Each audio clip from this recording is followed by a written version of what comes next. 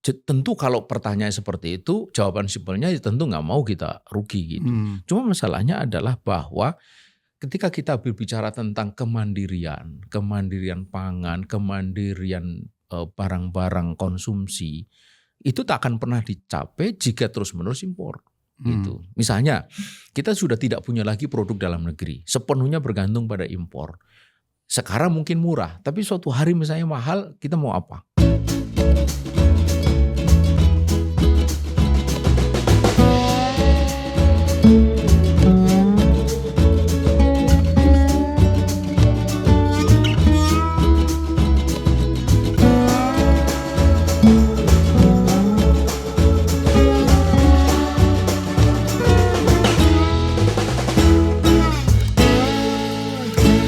Bismillahirrahmanirrahim. Assalamualaikum warahmatullahi wabarakatuh.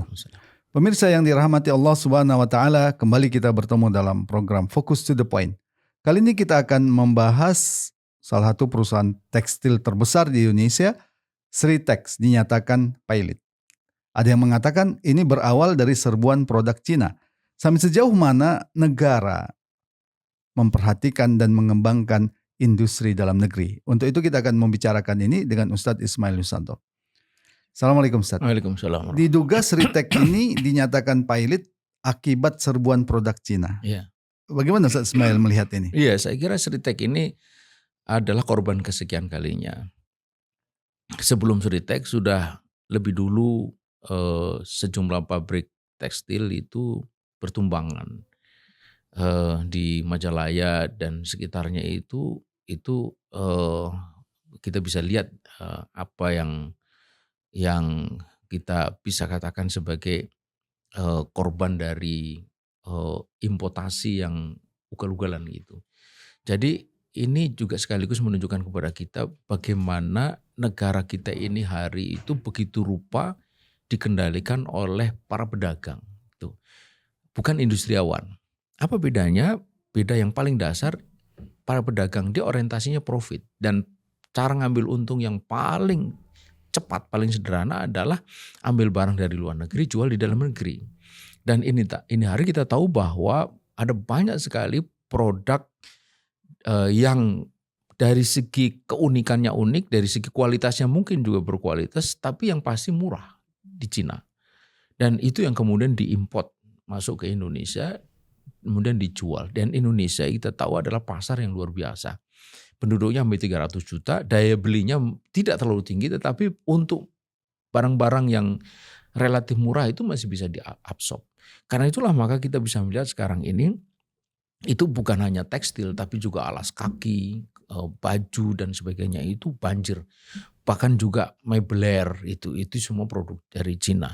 Kemudian otomotif juga begitu dari Cina. Produk pertanian ya, buah-buahan dari Cina.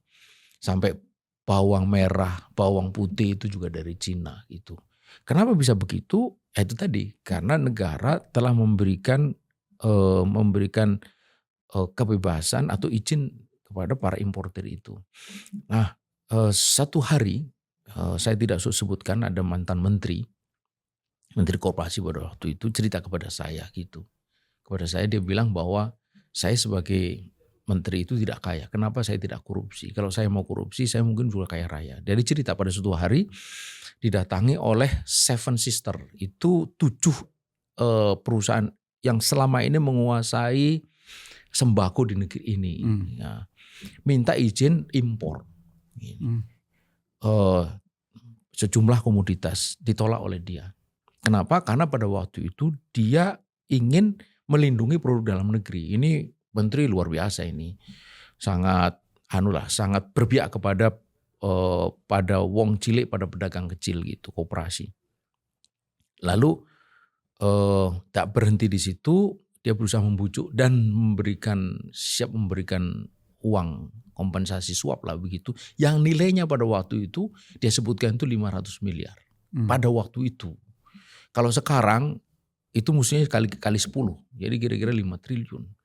Tapi apa, dia tolak juga gitu. Kemudian marah 7 perusahaan ini dan kemudian dia menempuh cara lain, diantaranya dengan mengembangkan framing. bahwa ini menteri yang paling berbahaya, the most dangerous man in Asia, sampai disebut kayak begitu. Nah, dari cerita pendek ini itu kita bisa mengetahui bagaimana hegemoni atau dominasi perusahaan importir ini, pedagang-pedagang ini gitu. Yang dia tahu persis berapa keuntungannya. Impor pangan pada waktu itu lebih dari 50 triliun. Sekarang ini mungkin sudah lebih dari 100, 120 kalau tidak salah. Andai untung 10% saja itu sudah 12 triliun. Dan mestinya lebih karena bahan makanan itu kan ininya besar sekali. Bukan hanya itu tapi termasuk juga beras gitu dan sebagainya. Karena itulah maka ini sebenarnya sangat dipengaruhi oleh policy dari negara. Negara ini mau apa gitu. Kalau ada yang mengatakan begini, Ustaz. Buat apa kita mengembangkan industri kalau rugi? Bukankah kalau untung itu nanti juga masuk ke kas negara? Iya. Tentu kalau pertanyaan seperti itu, jawaban simpelnya tentu nggak mau kita rugi gitu. Cuma masalahnya adalah bahwa ketika kita berbicara tentang kemandirian pangan, kemandirian barang-barang konsumsi, itu tak akan pernah dicapai jika terus-menerus impor. Gitu. Misalnya kita sudah tidak punya lagi produk dalam negeri, sepenuhnya bergantung pada impor. Sekarang mungkin murah, tapi suatu hari misalnya mahal, kita mau apa? Kita pasti akan mau tidak mau membeli itu karena tidak ada kesiapan untuk substitusi impor itu gitu. Jadi ini sangat berbahaya karena itu ini bertentangan dengan prinsip-prinsip yang penting dari sebuah negara, yaitu siasatu dunia bidin tadi itu, mengatur dunia, urusan dunia termasuk urusan pangan itu dengan agama yang intinya adalah bahwa negara itu harus bisa menjaga kebutuhan pangan. Impor itu tidak dosa. Tetapi impor itu harus dilakukan secara selektif, secara terbatas, tidak semata-mata digerakkan oleh motif-motif ekonomi atau motif-motif untuk mencari keuntungan oleh pedagang. Nah, itu. Yang jadi soal sekarang ini negara tunduk pada pedagang. Itu. Bukan negara yang menentukan you boleh impor atau tidak. Tapi negara yang kemudian dipaksa untuk impor. Pada satu keadaan yang sebenarnya tidak perlu impor. Ada satu peristiwa dulu, itu pernah terjadi lucu sekali. Negara ini pernah impor dan sekaligus ekspor beras. Ketika ditanya kenapa ekspor? Karena kelebihan beras.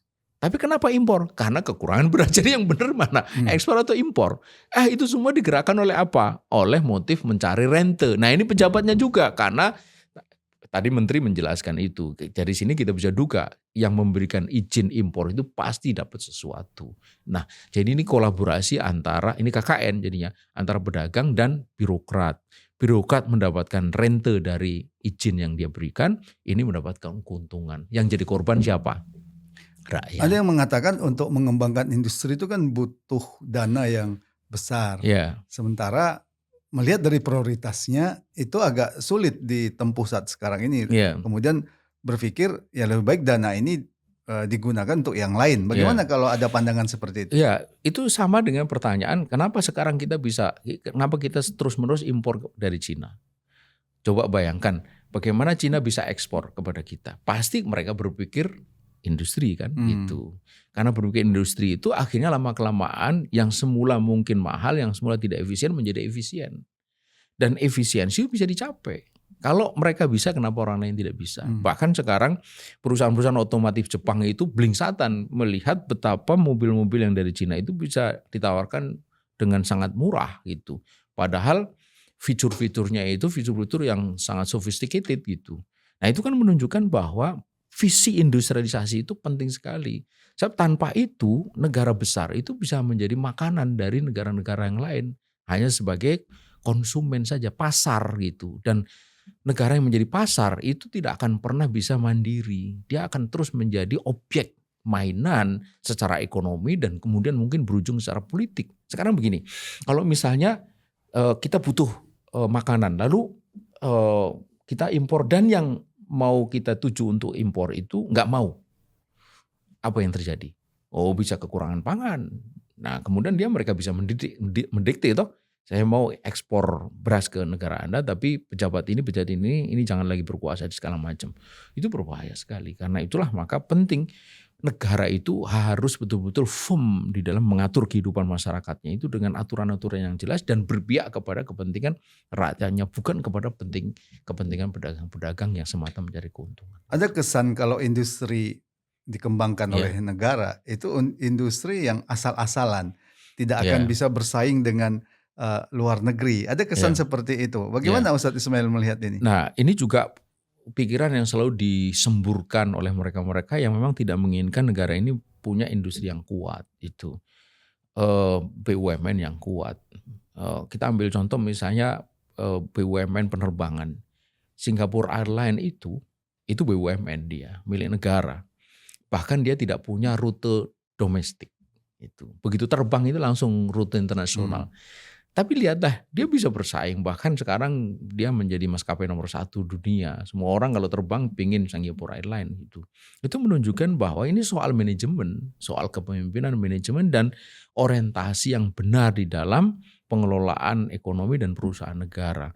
Jika orientasinya itu orientasi koruptif, KKN, ya, bersekutu dengan para penjahat pengusaha dan penjahat pengusaha Bahkan penguasa, menjadi sapi perah ya rusak, nggak akan pernah. Jadi Akhirnya. persoalannya itu justru ada di kebijakan negara yang tidak serius dan juga para pejabatnya ini yang bermasalah. Itu.